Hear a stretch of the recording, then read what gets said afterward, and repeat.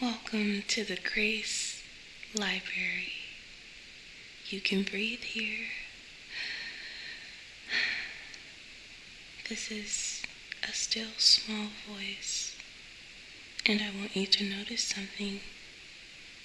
Not your surroundings, not your body, not your emotions, your thoughts. Notice your thoughts. Just listen for a moment. What is your mind saying right now? Is it encouraging? Is it gentle? Is it patient?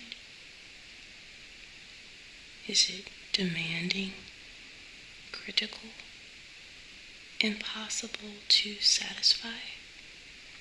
Because many people spend their entire lives listening to a voice they never chose, a voice that narrates every mistake, a voice that questions every decision, a voice that constantly asks, "What is wrong with you?"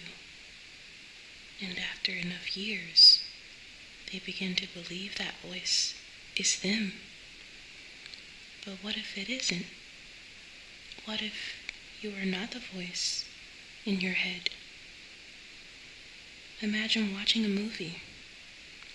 There's a narrator speaking over every scene. Now imagine that narrator is wrong. Imagine they're pessimistic, critical, fearful, judgmental. The events of the movie aren't the problem. The narrator is. And many people don't realize this, but they're experiencing life through a narrator they've never questioned. A voice that says, "You should be further along. You always mess things up. You are too much. You're not enough. Nobody really understands you. You're failing." And because the voice is familiar, we mistake it for truth. Nobody is born hating themselves.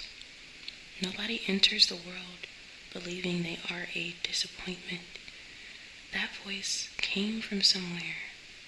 Maybe criticism, rejection, shame, fear. Maybe years of impossible expectations.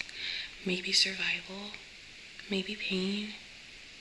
But wherever it came from, its familiarity does not make it true. Say that again in your heart. Its familiarity does not make it true. Have you noticed something? The voice of shame never seems satisfied.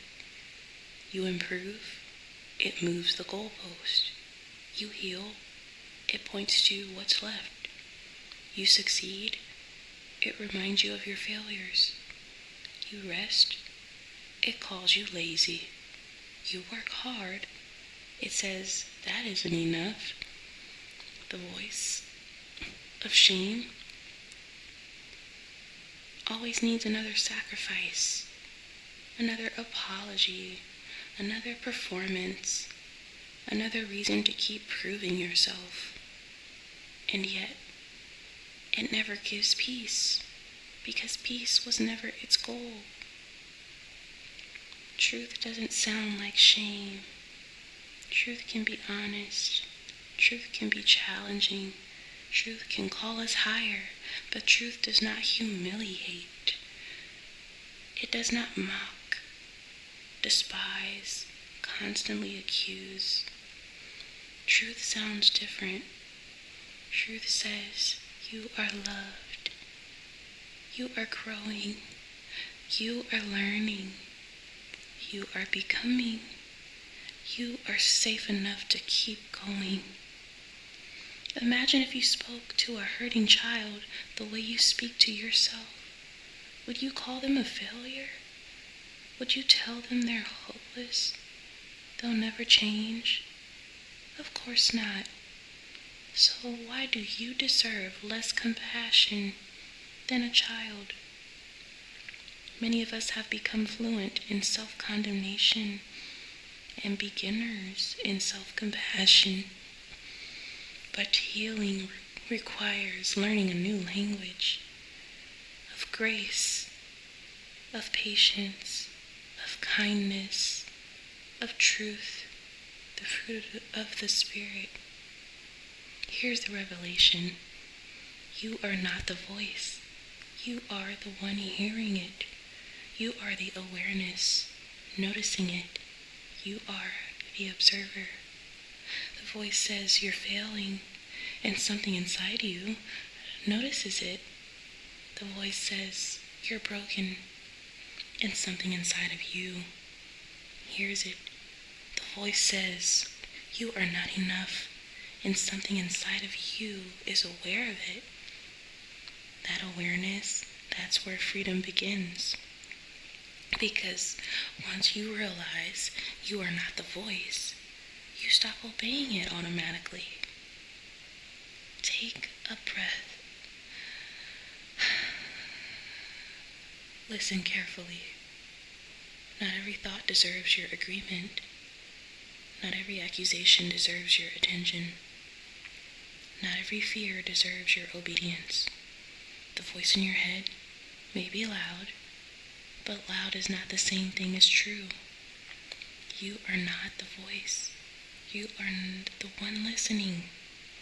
And perhaps for the first time, you can choose a different voice, a gentler voice, a wiser voice, a voice of grace, a voice that says, you are loved, you are safe, you are becoming, and you don't have to earn any of it. You are always welcome to the Grace Library. You can breathe here.